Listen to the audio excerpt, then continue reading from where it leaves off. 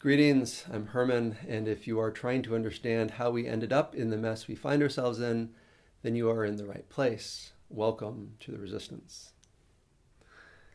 Here are 5 things I touch on in today's video. 1. The historical shift in society from the community to the individual. 2. The rise of the nation-state and global institutions. 3. The irony of individual liberation, which has led to a loss of freedom. 4. The challenges of large-scale governance. And 5, as always, a focus on local action as the most basic of solutions. If this sounds interesting, then please stick around until the end.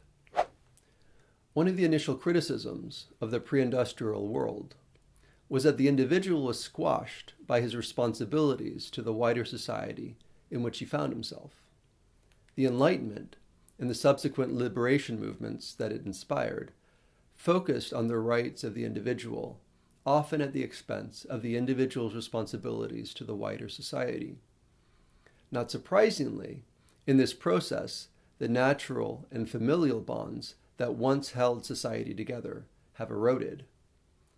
Nature abhors a vacuum, however, and it was only inevitable that something would take the place of these natural and familial bonds.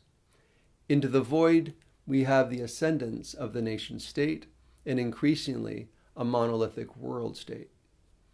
Like it or not, the EU, the UN, and the WHO, and so on, wield a great deal of power, and they are here to stay.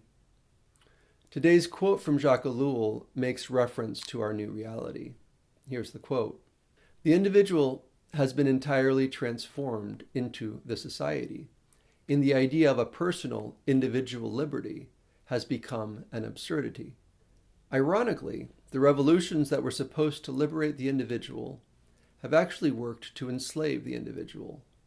This time, however, rather than being subject to one's local community, a community in which one had actual agency, as well as loving relationships, one is subject instead to monolithic, faceless, and impersonal national and global forces.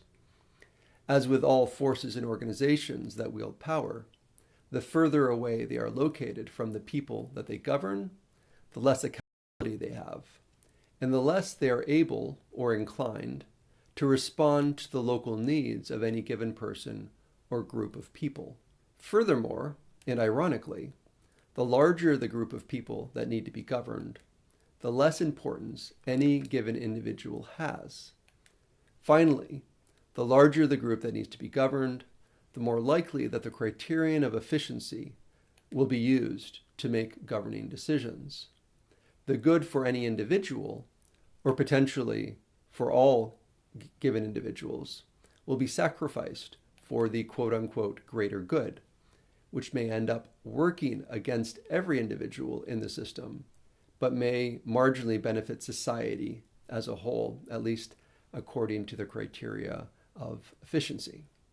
As always, the only hope of reacquiring agency and control over our lives is by focusing on our local community.